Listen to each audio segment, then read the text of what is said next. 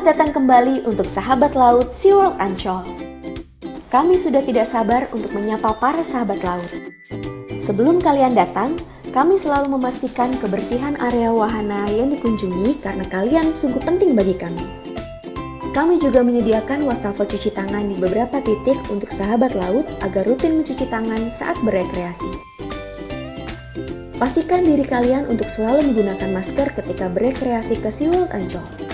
Jika lupa membawa masker, silakan membeli masker yang telah tersedia di merchandise kami.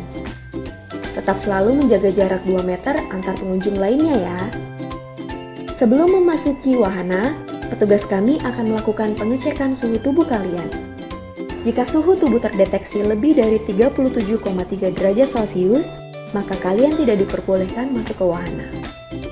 Jarak antrian masuk juga telah kami atur dengan garis-garis petunjuk yang telah kami berikan untuk tetap menjaga physical distancing. Kami juga menyediakan hand sanitizer di beberapa titik untuk tetap menjaga kebersihan. Pastikan diri kalian sudah membeli tiket rekreasi secara online di www.ancol.com atau e-commerce yang telah bekerja sama dengan kami. Selain itu, kalian harus terlebih dahulu reservasi kunjungan H-2 sebelum hari kunjungan dikarenakan jumlah pengunjung per hari akan kami batasi untuk tetap menjaga physical distancing. Saat memasuki wahana, petugas kami akan selalu siap membantu kalian melakukan scan barcode secara mandiri untuk meminimalisir sentuhan secara langsung.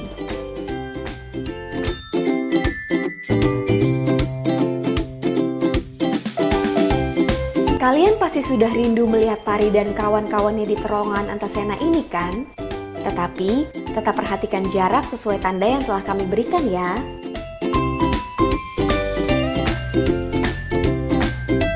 Petugas kami tentunya tetap menjaga keselamatan diri dengan menggunakan standar atribut seperti face shield, masker, lengan panjang, dan sarung tangan saat bertugas. Pengunjung usia di bawah 5 tahun, di atas 50 tahun, ibu hamil, dan memiliki riwayat penyakit resiko tinggi tidak diperkenankan mengunjungi kawasan wisata Ancol. Kesehatan adalah hal paling utama. Kami akan selalu memberikan pelayanan terbaik dengan meminimalisir resiko penularan. Pastikan saat berkunjung dalam kondisi kesehatan yang baik. Sampai berjumpa di kunjungan berikutnya ya.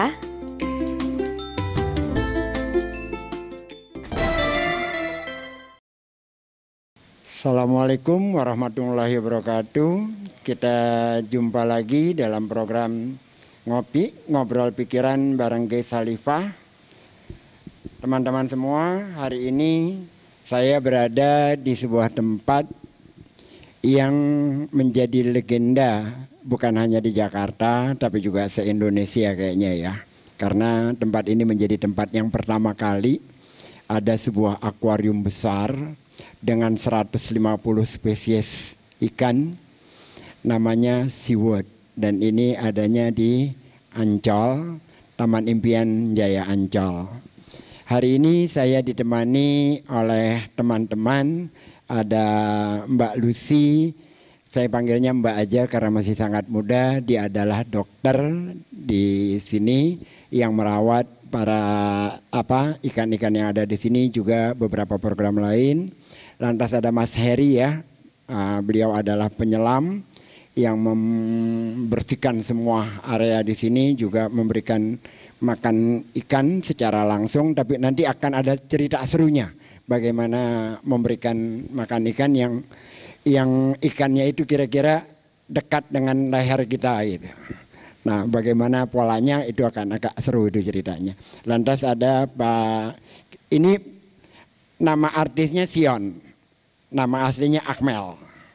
Sama ini juga nama artisnya Ginov. Nama aslinya Rizky.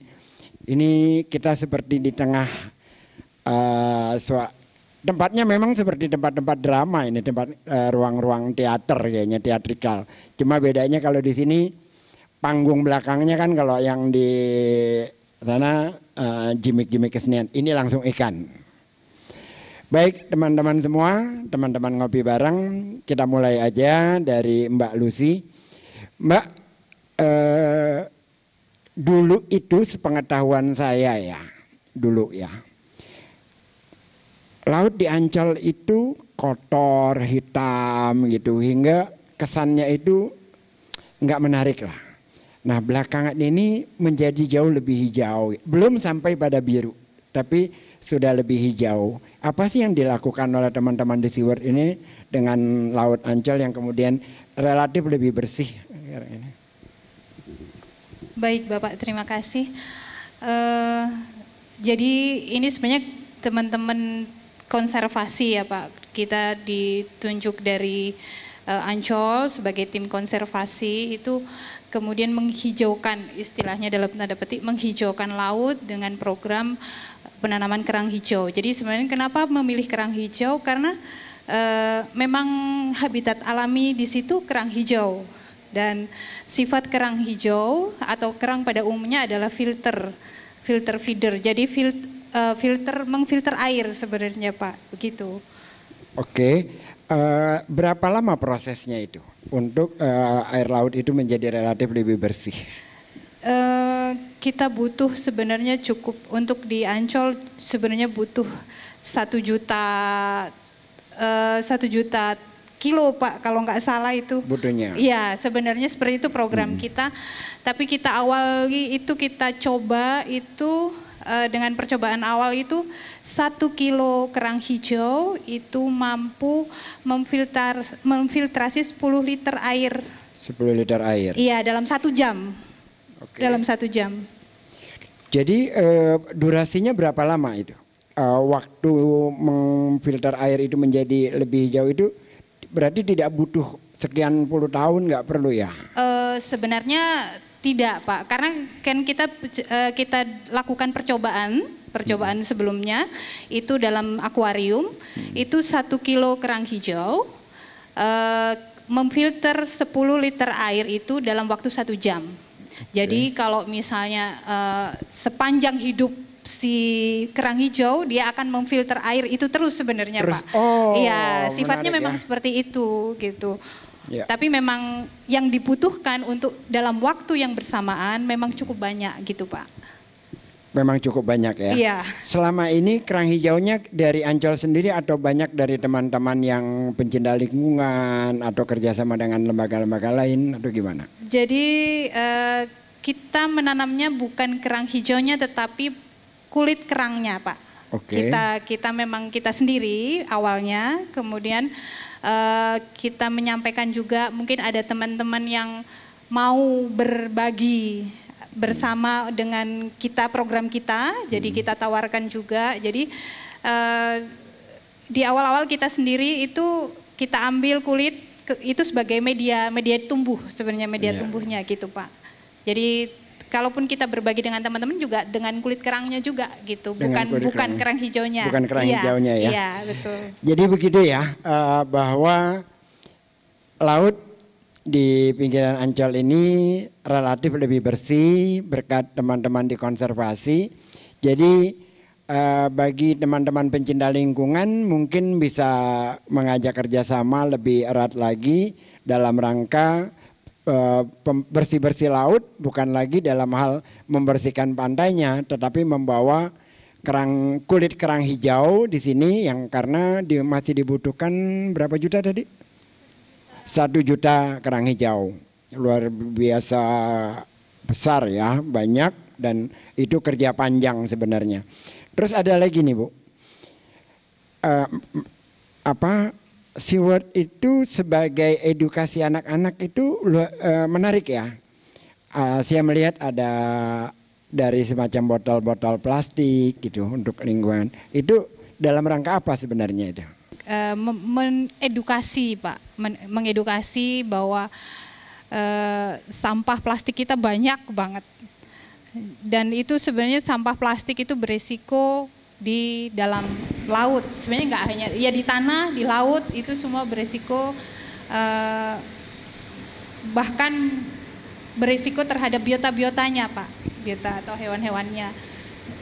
Supaya kita juga nggak tahu, mungkin ada berita juga dengan penyu yang makan plastik itu juga nggak 1-2 ekor yang kena seperti itu. Jadi dengan aksesoris yang kita tampilkan itu hanya kita reduce atau kita kita gunakan kembali sebagai bentuk hiasan, tapi ini untuk mengingatkan sebenarnya kepada semua teman-teman gitu Pak. Ya, jadi selain adik-adik kita itu diajak kemari melihat biota laut, tapi juga mereka dapat pendidikannya ya, dapat edukasinya betul, ya. Mbak Lucy, itu Mbak kan dokternya di sini ya. Iya Pak. Mengetahui hewan itu sakit itu bagaimana caranya tuh? Apa hewannya bercerita, Bu, saya sakit panas, demam gitu? Maunya sih ada yang cerita Pak. Jadi ya, jadi begini Pak, kalau sebenarnya dari pertama nafsu makan yang nampak kelihatan nafsu makan, gerakan, kemudian juga mungkin baik di SeaWorld maupun di Ocean Dream Samudra. Jadi kalau di Ocean Dream Samudra kan mamalia laut Pak. Itu lebih interaksinya lebih kelihatan kalau dia sakit gitu. Jadi dari ekspresinya itu juga sudah menunjukkan. Oh, dari ekspresinya pun kelihatan. Iya Pak. Wah, dahsyat ini. Saya khawatir jangan-jangan dia bisa berbicara dengan lumba-lumba ini. Pengennya begitu Pak. Tapi itu terlihat ya? Iya, terlihat sih. Terus proses penyembuhannya biasanya atau sakitnya biasanya apa yang mereka alami itu? Sakit lebih pada biasanya karena bisa juga di pencernaan Pak. Jadi kembung misalnya seperti itu, atau juga di paru-paru pernafasannya begitu. Kembung? Iya. Kayak anak bayi gitu ya? Iya. Obatnya bukan minyak angin ya, bukan bawang, bukan. Nggak dikerok juga jadi. Biasanya di pengobatannya seperti apa itu? Pengobatan kalau lumba-lumba biasanya kita berikan lewat kalau dia masih mau makan, kita berikan obat itu melalui makanannya Pak. Oke. Iya, tetapi kalau tidak mau makan, kita istilahnya ada fosfit atau kita bantu untuk disuapi makan. Oh. Gitu. Sama juga kalau ikan juga misalnya ada yang sakit, dia tidak mau makan, kita harus juga fosfit juga sama Pak. Sama juga seperti itu ya. Iya. Dan dari 150 spesies ikan yang ada di sini, kurang lebih segitu ya. Itu yang butuh perawatan khusus berapa spesies? Apa seluruhnya? Semuanya, tetapi itu lebih dibantu kepada kurator biasanya Pak. Jadi kalau ikan itu agak unik Pak. Ikan itu bisa sehat kalau airnya sehat. Sebenarnya itu kuncinya. Iya. Perawatan oleh teman-teman kurator itu yang menunjang. Dalamnya. Ada pertanyaan yang terakhir ini ya mengenai ikan. Apa hubungan ikan dengan psikologis manusia? Maksud saya gini, kita banyak rumah menaruh akuarium, dan dengan ada akuarium di situ memberikan rasa nyaman, rasa tenang dengan apa? Kenapa yang paling banyak tuh ikan yang apa hubungan sebenarnya itu? Mungkin faktor jadi karena ikan tuh tenang Pak, gitu, tenang. Kemudian air itu membuat kalau saya bicara mungkin aura ya Pak ya, auranya lebih dingin begitu maksudnya seperti itu. Jadi orang merasa lebih tenang, lebih rileks ketika melihat ikan yang berenang dengan tenang begitu. Jadi kita terbawa dalam suasana seperti itu, mungkin seperti itu Pak. Oke, jadi kalau bagi yang ingin tenang, ingin rileks, sering-seringlah ke SeaWorld sini karena di sini dipenuhi ketenangan. Ada 150 spesies ikan dan jumlahnya entah berapa puluh ribu di sini, banyak sekali. Dari Mbak Lucy yang bisa bicara dengan hewan-hewan ikan yang sakit, saya ingin ke Mas Akmel, itu namanya dan panggilannya Sion. Pak Akmel ini punya cerita lucu yang menyeramkan sebenarnya, karena dia dulu pelatih beruang. Jadi gini, di Ancol ini selain SeaWorld ada Ocean Dream Samudra, ada banyak pertunjukan lah gitu. Nah terus ada hewan-hewan yang dilatih sedemikian rupa gitu. Nah Pak Akmel ini sekali waktu manggung di mana? Pernah di Vietnam. Vietnam, terus? Di hampir di kota Indonesia kayak Kalimantan, Sumatera, Jawa itu sudah pernah saya lakukan. Itu kurang lebih sekitar 2,5 bulan sampai dengan 3 bulan. Nah, yang menarik itu adalah ketika Anda manggung di Vietnam kalau nggak salah ya. Betul, Pak. Gimana ceritanya itu? Silahkan diceritakan. Baik, terima kasih Pak Ges. Jadi waktu itu saya pernah ditugaskan dari Ocean Team Samudra untuk berangkat ke Vietnam. Itu selama 100 hari, 3 bulan, dan kita berdua. Selama 100 hari kita hanya berdua. Itu sangat-sangat menjaga perasaan satu dengan yang lainnya. Karena kalau salah ucapan dikit bisa selek, kacau nanti. Di sana ada singa laut dan lumba-lumba. Setiap hari kita show, itu satu hari bisa 2-3 kali show. Pas saya datang itu singa laut, namanya kalau nggak salah namanya siapa Mas Gino? Panco, ya. Panco, namanya Panco. Itu udah tahun 2010 saya ke sana. Itu pas saya ke sana, ini singa laut pintar. Pada saat kita ke sana pintar, tapi kok tiba-tiba dia kayak ngeblank, kayak memorinya tuh rusak, hilang, gitu loh. Tadinya dia kenal dengan bola, dia kenal dengan kelucuannya, kepandaiannya, ini hilang, Pak. Sampai dia keluar dari kandangnya yang memang kita buatkan sedemikian bagus, baik, layak untuk dia, untuk keluar pentas itu dia tidak mau. Oh gitu. Tidak mau. Itu ngambek apa gimana itu singa? Nah, itu lautnya yang saya cari tuh, Pak, sampai 1 minggu, 2 minggu itu saya sedih, gitu kan? Karena saya ke sana ingin bercanda dengan dia untuk menghibur teman-teman atau adik-adik yang ada di Vietnam, ya. Jadi saya bermotivasi nih, kenapa ini kan? Akhirnya sampai saya rayu dan segala macam cara, kok nggak kena juga. Akhirnya pada satu malam itu udah berjalan 2 minggu, Pak. Satu malam itu habis sholat Isya, saya tuh langsung masuk ke dalam kandangnya. Oh ya? Kandangnya itu ukurannya 2 kali 2,5 lah ya, layak untuk dia. Saya tutup, saya masuk, saya tutup, saya duduk di bawah, deprok aja, gitu. Saya duduk, dia di sini di kolam. Itu saya ngomong, entah itu saya menjadi seorang yang nggak waras atau apalah, saya nggak ngerti. Jadi, tapi saya tuh kayaknya pengen mencurahkan hati saya sama dia. Iya, gitu. iya. Saya ngobrol, kamu kenapa sih Panco? Kamu kenapa? Saya gitu kan. Dia seperti ngadepin pacar yang lagi ngambek lah kira-kira gitu ya. Iya Pak, benar Pak, gitu kan. Mungkin lebih dari pacar Pak. Lebih dari pacar. Karena apa ya? Saya jauh-jauh terbang dari Vietnam dari Indonesia ke Vietnam hanya untuk bermain dengan dia. Panco itu kamu melatih berapa lama sebelumnya itu? Panco itu hewan yang sudah pintar. Jadi di Ocean Team Samudra, makanya hewan pintar itu kita bawa ke sana.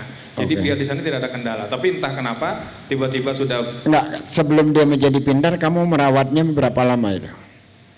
Melatihnya? Melatihnya dari awal. Iya. Itu melatihnya kurang lebih hampir setengah tahun. Setengah tahun. Setengah tahun dari 0 sampai dia bisa, sampai dia dewasa. Baru kita berangkatkan ke sana. Selama setengah tahun tiap hari ngobrol terus tuh sama Panco. Ngobrol terus sampai mungkin bau saya sama dengan baunya singa laut. Wah, luar biasa. Akhirnya terusin lagi Pak. Iya, silakan ya. Nah, saya masuk ke dalam, saya ngobrol. Nah, dia tuh senderan aja di pinggiran kolam. Saya ngobrol, dia celingak, mendengarkan dan memperhatikan saya ngomong. Kamu kenapa Panco? Nah, gitu. Ayo kita tunjukkan kehebatan kamu ini pintar, saya bilang gitu kan. Selama hampir 1,5 jam saya di dalam situ, dengan baju saya basah, gitu kan, saya deprok gitu loh, tanpa ada rasa takut sedikit pun, karena memang saya sudah dekat sama dia gitu loh, tanpa harus singa laut binatang yang memiliki taring yang tajam loh, gitu kan, namanya singa gitu kan, tapi tidak sedikit pun rasa takut saya ada di situ.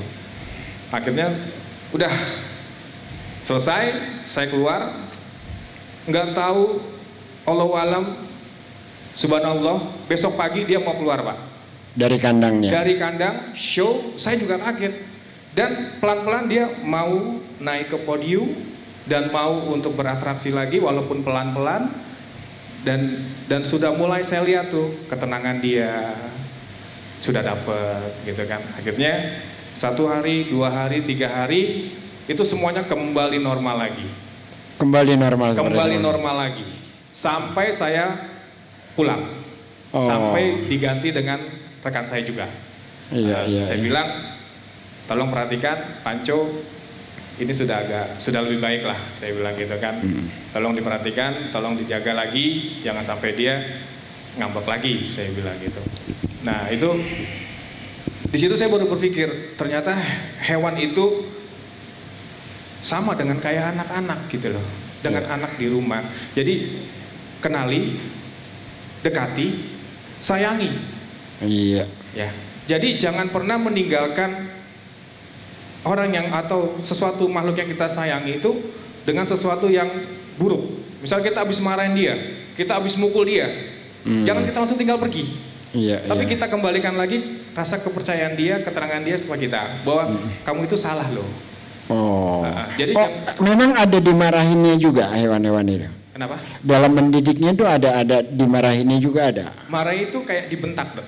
Oh gitu. Kayak dibentak aja. Hei, jangan gitu kan. Ya, gitu. No, gitu kan. Iya. Jangan gitu loh. Jadi dan itu mereka bisa paham ya. Bisa. Kalau kita bilang no, dia berhenti. Gitu loh. Jadi makanya sejinak apapun hewan itu jangan pernah kita membelakangi dia. Tetap head to head. Interaksinya harus langsung ya, tatap mata ya. Betul, Pak. Waktu itu berarti seluruh Indonesia, hampir kota-kota besar ya, didatangin dengan pertunjukan semacam itu sampai ke Vietnam. Sampai ke Vietnam.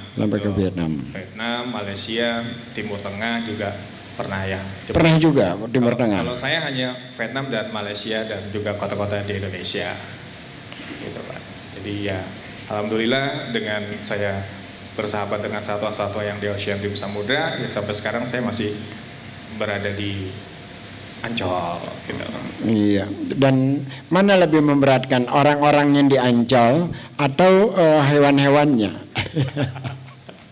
Nggak usah dijawab, itu hanya jok saja. Kita kembali ke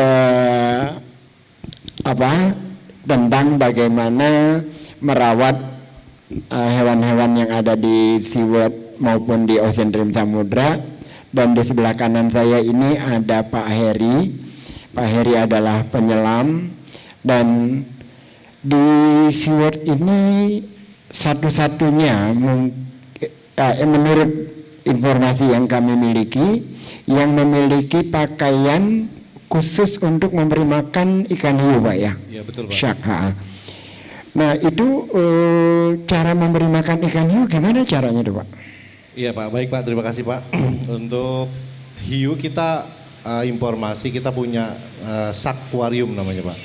Jadi ada kurang lebih 3 jenis yang ada di situ ikan hiunya. 3 jenis apa aja itu? Ada hiu blacktip, kemudian leopard shark dan nurse shark. Perbedaannya di apanya? Ya beda-beda jenisnya Pak, beda-beda jenisnya. Beda-beda jenisnya. Beda-beda jenis dan beda karakter Pak. Beda karakter. Kalau yang hiu perawat itu lebih cenderung di bawah. Iya. Ya di bawah. Kalau yang black tip itu dia lebih cenderung moving lah Pak. Dia. Terus kalau yang satunya lagi? Sama juga cenderung di bawah Pak. Kalau cenderung di bawah juga. Iya. Tapi tingkat keganasannya sama. Beda-beda Pak. Untuk yang di sakuarium itu yang ganas yang black tip ya Pak ya. Black tip itu karena dia agak sedikit agresif, apalagi ketika dia lagi musim kawin lah Pak, lagi musim mating gitu. Dia agak agresif Pak. Nah jadi kita punya yang namanya sakswit Pak. Sakswit kita datangkan langsung dari luar negeri Pak. Itu beratnya kurang lebih 15 kilo Pak. 15 kilo. Jadi bajunya seperti baju perang jirah waktu zaman dulu Pak. Jadi semua dari stainless gitu. Kalau apabila kena benda tajam itu tidak tembus. Oh iya yang seperti rantai-rantai kecil putih gitu ya, baju jirah gitu ya. Bajunya semacam itu. Semacam itu Pak. Dan itu pertama di Indonesia kita yang melakukan. Untuk feeding shark menggunakan baju Saksuit ini Pak. Beratnya 15 kilo. 15 kilo Pak, kurang lebih Pak. Itu waktu Anda menyelam nggak berat itu? Kalau menyelam kan lebih cenderung kita mengapung Pak. Justru itu baru baju untuk apa namanya baju Saksuitnya Pak, tapi untuk lengkapnya itu kurang lebih bisa 25 kilo Pak. Lengkapnya 25 kilo. Betul, 25 kilo. Tapi tidak membuat kita tenggelam gitu tenggelam gitu. enggak, Pak. Malah enggak ya? Enggak, ya. Karena kita pakai namanya BCD Pak untuk netral, dia kita bisa ke atas, bisa ke bawah. Dan pergerakannya tetap? Ya, pergerakannya mungkin agak ini ya Pak, agak sulit karena posisi kita di bawah itu menggunakan Saksuit, tidak menggunakan fin Pak. Kalau menyelam umumnya kita menggunakan fin Pak. Iya. Tapi kalau ini kita tidak menggunakan jalan, jadi seperti kayak astronot lah Pak kalau di bulan gitu Pak. Itu khusus ketika memberi makan sak. Jadi Saksuit ini digunakan untuk antisipasi dari gigitan hiu Pak, terutama Pak. Tapi kalau gigitan, kalau teman-teman informasi memang aman Pak. Tapi kekuatan rahang menggigitnya itu masih terasa. Ya seperti digigit apa namanya kayak digigit kejepit pintu lah Pak, sama tuh Pak. Oh, jadi tetap ininya? Tetap ya, nggak aman sama sekali enggak? Jadi kalau untuk luka aman Pak. Lukanya aman, tapi rasa kejepitnya itu yang masih rasa. Cuman antisipasinya kan kita kan karena kita sebelum menggunakan itu latihan Pak.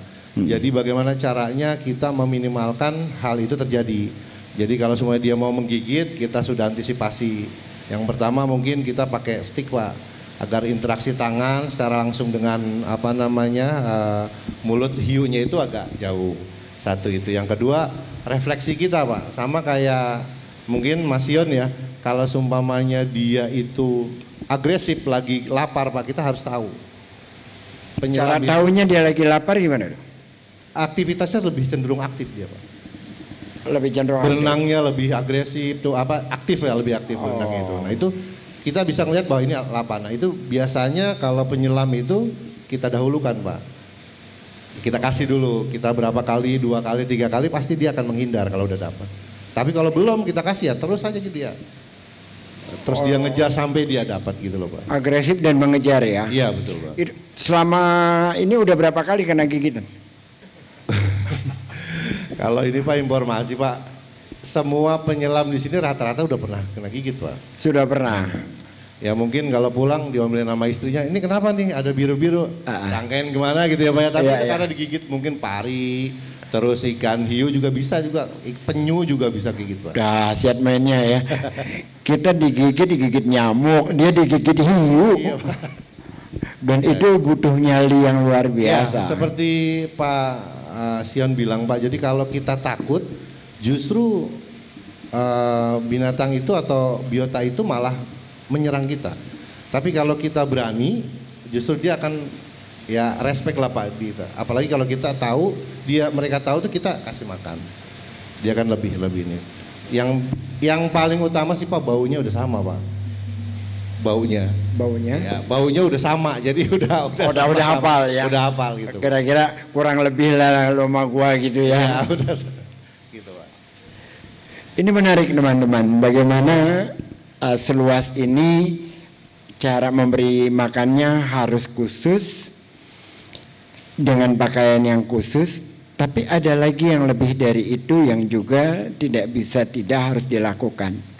Seluruh akuarium di sini harus bersih. Nah, caranya untuk bersih juga punya ilmunya sendiri. Harus ada kekhususan dalam perawatannya. Gimana Pak Heri membuat akuarium ini tetap bersinar, tetap enak dilihat, tetap kebersihannya terjaga gitu. Itu gimana caranya itu? Ya, Pak baik Pak. Jadi di SeaWorld ini Pak kita punya yang namanya media filter Pak. Jadi media filter itu bagaimana caranya satu display itu mensupport kualitas air dengan baik. Jadi kalau air dari pusatnya sudah diperbaiki nama bulusi dari kerang hijau itu Pak. Jadi sudah bagus, kita ambil, tetap perlu diproses Pak. Karena masih ada bakteri yang harus kita hilangkan. Pertama kita tarik air kurang lebih 1 kilometer Pak dari bibir pantai Ancol Pak. 1 kilometer jaraknya. 1 kilometer menggunakan pipa, kemudian kita proses, kita filter dengan pressure sand filter, kemudian kita tembak ozon. Jadi prosesnya sama seperti membuat air mineral yang baik Pak itu Pak. Standar air di SeaWorld ini kalau ada standarnya misalkan H2O atau apa, ya, apa standarnya itu? Jadi standarnya kita fisika, kimia, sama biologi Pak. Jadi parameter itu yang kita harus cukupin. Kalau seumpamanya apa namanya dari amonianya kita harus 0,0. Harus 0,0. 0,0. Ya. Terus nitritnya juga harus kita jaga. pH-nya kita jaga, kemudian DO-nya Pak, kadar udara oksigen yang dalam itu juga harus kita jaga. Nah itu harus di dalam akuarium itu harus memiliki sistem filtrasi yang baik untuk bisa jernih. Gitu. Untuk bisa jernih. Ya, sejernih dan sehat Pak. Intinya itu Pak. Kalau secara internasional ya, saya belum lama ini ke Turki, tempatnya di Antalya ya, Antalya saya lupa itu. SeaWorld-nya itu besar sekali dan mereka terdiri dari banyak macam itu kan. Nah kalau Indonesia ini secara geografis di ASEAN misalkan, kita terbesar atau untuk di Asia sudah kalah sama si akuarium Pak. Oh gitu. Singapura. Sama Singapura. Iya. Tadinya ini terbesar ya. Tadinya terbesar. Tadinya terbesar. Terus kalau lagi kunjungan, saya mau kembali ke Mbak Yusi. Mbak Lucy, kalau lagi kunjungan banyak anak-anak itu misalkan musim libur dan sebagainya, berpengaruh nggak kepada ikan-ikan di sini? Sebenarnya kalau di ikan sih tidak berpengaruh Pak, karena teman-teman kurator kan merawat akuariumnya, merawat airnya, kualitas airnya. Tetapi mungkin yang berisiko itu di touch pool Pak, karena itu sentuhan langsung dengan biota. Jadi karena apa? Karena kita juga walaupun sudah mengingatkan untuk tangan harus bersih dan sebagainya, tapi kan kadang-kadang mereka kurang bersih, jadi otomatis berpengaruh terhadap kondisi airnya. Atau kemudian menyentuh, diharapkan hanya menyentuh, tapi agak dengan tenaga sedikit ya Pak ya gitu. Atau seperti bintang laut nggak boleh diangkat dari air karena lucu, karena mungkin baru lihat, kemudian pengennya diangkat di atas air, kan dia nggak bisa bernafas Pak, jadinya. Oh iya. Sebenarnya itu walaupun kita juga teman-teman education guide juga sudah mengingatkan seringkali, tetapi ada yang di luar kendali kita gitu Pak. Iya, artinya bahwa tetap aman lah, walaupun kan iya. Ancol ini kalau lagi malam tahun baru, libur lebaran apalagi berhari-hari ribuan bahkan puluhan ribu iya. Anak datang kemari dan itu nggak berpengaruh ya, tidak membuat stres ya. Iya. Oke. Baik, saya mau berbincang dengan ini teman Rizky ini. Dia adalah pelatih lumba-lumba ya, dan trainer lumba-lumba yang juga merawat lumba-lumba supaya tetap sehat, tetap aktif, tetap lincah gitu kan. Pak Rizky, kalau saya mau tanya sebelum persoalan ke lumba-lumbanya. Kalau lagi Anda tinggal di mana? Saya tinggal di Bogor, Pak. Bogor. Kalau lagi musim libur itu pulang mudik nggak? Lagi musim libur Lebaran atau Agustusan itu kan nggak kenal mudik. Enggak. Pak Akmel nggak kenal mudik juga. Bapak dan jadi ini adalah yang penting diketahui oleh teman-teman semua, bahwa di kanan kiri saya ini adalah mereka yang bertahun-tahun tidak mengenal mudik lebaran ketika libur. Jadi mereka yang selalu siap siaga, selalu ada ketika Ancol dipenuhi oleh banyak pengunjung. Ketika liburan, teman-teman ini nggak mengenal yang namanya waktu libur. Agar teman-teman paham juga bagaimana setianya mereka untuk menghibur warga Jakarta, juga warga Indonesia pada umumnya. Kembali kepada Pak Rizky, Anda itu, ini gosip atau enggak, Pak Maruli yang ngomong, katanya sudah bisa ngobrol sama lumba-lumba. Gimana cara proses interaksi dengan lumba-lumba itu? Iya Pak, makasih Pak. Sebelumnya sih kalau untuk interaksi, karena kita tiap hari ya Pak, dari kasih makan, dari perawatan hewan, dari perawatan kolamnya, itu secara langsung dan tidak juga kita udah mengenal mereka gitu Pak. Karena mereka itu bagian dari kita juga, karena kita yang ngerawat perawatan kolam termasuk perawatan hewan juga. Dia sehat, kita pun ikut senang gitu Pak. Jadi secara ini interaksi kita hampir tiap hari Pak. Saya selain lumba-lumba, Anda merawat yang lain nggak? Mentrainer yang lain nggak? Sebelumnya sih, sebelum pindah nih Pak, sudah semua Pak. Apa aja tuh? Pertama awal saya di orangutan sama burung. Orangutan sama ya, burung. Kita ke aneka satwa, ada beruang, kudanil, sama. Beruang pernah juga? Beruang pernah Pak, sama Pak Sion juga. Oh ya? Iya. Terus? Pindah ke singa laut Pak. Kalau beruang itu ada masih? Masih ada Pak. Di Ocean Dream? Ocean Dream masih ada. Masih ada? Masih ada. Awalnya mereka itu dari masih bayi atau? Kalau itu dari bayi Pak. Dari bayi? Ya, dari bayi biasanya kita rawat, kita ajak bareng, sama aja Pak, maksudnya sama hewan juga. Dia kemana selalu ikut sama kita. Jadi beruang, orangutan itu sama halnya juga mencium bau Pak. Mencium bau juga? Karena kita tiap hari udah tahu pasti baunya itu kita, dia pasti dekat langsung. Oh, semakin bau kita mendekati dia itu semakin aman? Iya betul Pak, makin aman. Semakin aman dengan beruang, kepada istri semakin aman atau tidak itu? Oke. Terus gini, ada yang menarik ya, kesan saya kira nggak hanya saya dan banyak orang, mengapa lumba-lumba itu kesan di kepala kita, ada di benak kita, adalah menjadi hewan yang baik gitu loh. Hewan yang penolong, hewan yang memberikan sesuatu kalau ada orang kecelakaan di laut gitu. Itu apa keunikan dari lumba-lumba dibanding hewan laut lainnya? Lumba-lumba itu hewan pintar Pak. Jadi kalau menurut dalam buku itu nomor 2. Kalau nomor 1-nya simpanse. Nomor 1-nya simpanse. Ya. Jadi lumba-lumba memang hewan pintar dia. Emang hewan pintar Pak. Jadi dia punya daya ingat. Terus karena dia kan di depannya ada melon, itu sonar Pak. Sonar. Ya. Jadi karena moncongnya yang depan itu kan berbeda-beda Pak. Antara satu sama lain. Dan itu tugas kita itu kan sebenarnya untuk melatih Pak. Cuman kita dalam artian melatih itu dalam basic. Dalam basic ada tahap-tahapan untuk melatihnya hewan air itu Pak.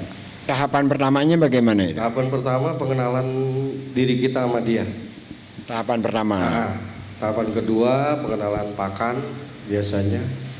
Pakan biasanya kita ada dibagi apa diutuh, itu apa dia jenisnya, yang mau yang layang, apa yang kembung, apa yang lain, ini kan banyak Pak. Biasanya kita pengenalan terhadap satwa itu terutama lumba-lumba yang baru itu pengenalan dari pakan sama tempat. Sama tempat. Ya. Kalau awalnya bisa terjun ke sebagai perawat hewan-hewan itu dari mana awalnya? Apakah emang Pak Rizky ini hobi dengan binatang atau bagaimana gitu? Ya saya hobi Pak. Dulu sebelum masuk ke sini saya punya banyak hewan. Oh. Ya, saya ngerawat di rumah lah. Apa aja yang dirawat? Saya punya monyet, Pak. Punya Monyet? anjing juga. Iya, yang setiap hari interaksi terus. Karena bapak saya kan orang Kalimantan, Pak. Saya di sana juga. Jadi setiap hari biasa main di hutan. Iya, betul. Biasa main di hutan. Sama ular sama itu saya udah biasa lah gitu, Pak. Udah biasa ya, gitu. Sudah biasa, dipatok juga udah pernah. Terus iya, keseharian saya begitu itu saya kesini lamar mau jadi pelatih, siap saya bilang. Karena udah ada awalnya sudah ini ya. Sudah iya. senang, Pak.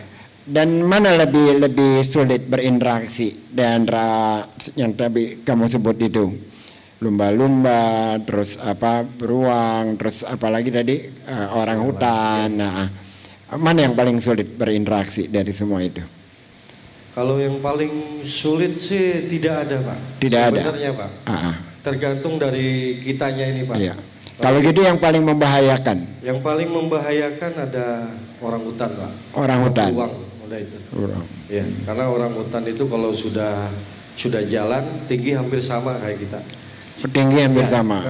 Gandengan tangan kayak pacaran gitu, Pak. Oh, pernah ngambek juga ya? Oh, sering banget, Pak. Sering banget. Iya. Itu kalau lagi ngambek gimana itu? Gimana, Pak ya? Kalau sering ngambek ya kita deketin gitu. Kita deketin. Enggak ngelempar, Enggak sih, Pak. Enggak ya? Enggak, dia enggak ngelempar karena kan kita ngerawatnya dia juga dari kecil. Dia juga udah tahu. Udah tahu ya. Terus mungkin juga tahu udah seperti dokter juga kali ya, kalau dia sakit dia kamu sudah. Udah, iya, Pak. Karena hewan sakit kan pasti kita laporan ke Bu Dokter biasanya, Pak. Karena dari pergerakannya misalkan lain, apa dia tidak mendekat ke kita, itu udah kelihatan, Pak. Udah kelihatan ya. Sudah kelihatan.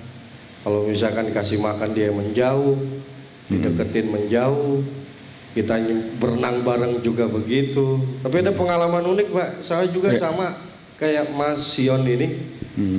Ke Vietnam juga, Pak. Oke. Tempo hari kita pakainya nyebur terus, Pak. Selama 3 bulan. 3 bulan? Iya, nggak ada yang ganti, Pak. Nggak ada yang ganti? Nggak ada yang ganti. Waduh. Cuma berdua. Iya. Iya. Itu karena tuntutan. Oke. Ya, tapi kita kerjakan itu semua. Karena nggak halnya seperti biasa, pengunjung biasa gitu. Tapi begitu saya nyebur, itu ada lumba-lumba yang perempuan lah, female gitu, Pak. Kita kan nggak tahu, Pak. Begitu itu kena senggol dikit, dia berbalik arah nyerodok ke saya. Wush. Langsung, itu kan moncongnya kayak botol, Pak. Iya. Hidup botol itu keras sekali, Pak. Begitu disodok sudah. Untungnya masih bisa berenang, alhamdulillahnya naik langsung pingsan. Wah, itu pengalaman, Pak. Itu? Ya walaupun ada juga. Saya agak curiga itu yang menyodoknya lumba-lumbanya kenapa yang perempuan? Jangan-jangan ada kecemburuan gitu. Nah ini, Pak, karena perempuan itu pasangannya yang laki. Nggak taunya itu, Pak, perempuannya itu lagi hamil. Dan itu karena kita tidak pernah tahu gitu. Kita pernah cek, karena disentuh sesuatu dia langsung refleks. Karena itu birahinya ada, Pak. Iya. Gitu. Kalau lagi hamil begitu ya. Sejauh ini sudah berapa banyak lumba-lumba di Ancol ini yang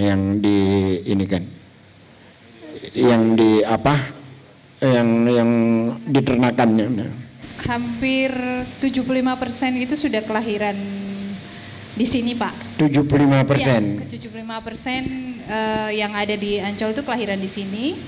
Dan setiap tahun target kita adalah ada kelahiran lumba-lumba. Setiap tahun? Iya, betul, Pak. Artinya bahwa di sini sehat lah ya, untuk Pak, kehidupan lumba-lumba dan lain-lain itu ya? Betul, jadi pada prinsipnya terutama kan nyaman dulu ya, Pak ya. Jadi hewan nyaman sehingga dia bisa melakukan breeding atau kemudian melahirkan dengan aman juga kelahirannya, Pak, gitu. Dan selalu ditangani oleh dokter juga itu? kalau lumba-lumba lahirnya alamiah aja, Pak. Alamiah ya. Tapi kami mengawasi ketika proses kelahiran. Ya. Saya lupa itu waktu itu apa judul filmnya ya, tapi cukupan menarik itu tentang anak-anak yang merawat lumba-lumba yang lagi sakit gitu sampai dia bisa dilepas kembali ke laut itu kan. Nah, kalau dokter di sini dan teman-teman di sini melihat lumba-lumba itu melahirkan mungkin sesuatu yang menyenangkan gitu ya. Iya, Pak. Karena bertambah lagi temannya, bertambah ininya keluarga itu kan. Baik, sudah hampir 1 jam kita ngobrol-ngobrol dengan Mbak Lucy, dengan Pak Heri, dengan Pak Akmal, dengan Pak Rizky di tempatnya di SeaWorld Ancol, dan teman-teman ini adalah yang setiap hari mengelola SeaWorld dan Ocean Dream Samudra dengan segala atraksinya. Ancol ternyata bukan hanya nyaman bagi keluarga, bagi anak-anak, bahkan bagi hewan-hewan yang ada di dalam sini. Terbukti tingkat kelahirannya mencapai 75% dari yang ada, dan hampir tidak bermasalah terhadap tingkat kematian yang diakibatkan virus atau penyakit lain-lain, hampir tidak ada ya, kecuali yang mungkin hanya umur dan kewajaran usia dan lainnya. Dan teman-teman semua di luar Ancol, kita lihat bahwa segala sesuatu seperti apa yang dikatakan tadi, ketika kita berbicara dengan hati, bahkan kepada hewan pun, hewan menerimanya dengan hati pula, seperti yang diceritakan oleh Akmal tadi, ketika singa laut tidak ingin beratraksi, diajak ngobrol, diajak curhat, hingga akhirnya dia mau untuk kembali beratraksi. Saya kira kehidupan kita juga semacam itu. Respon manusia lain terhadap kita berawal dengan respon kita terhadap orang lain. Jadi kebaikan itu memang selalu menemukan jalannya di bagaimanapun suasananya dan kepada siapapun. Terima kasih banyak. Kita jumpa lagi di Ngopi bareng G Salifah di episode yang akan datang. Mbak Lucy, Pak Heri, Pak Akmal, dan Pak Rizky, terima kasih ngobrolnya. Dan saya tidak bisa menjanjikan bahwa mudik tahun depan bisa pulang kampung, saya tidak bisa menjanjikan. Terima kasih banyak. Assalamualaikum warahmatullahi wabarakatuh.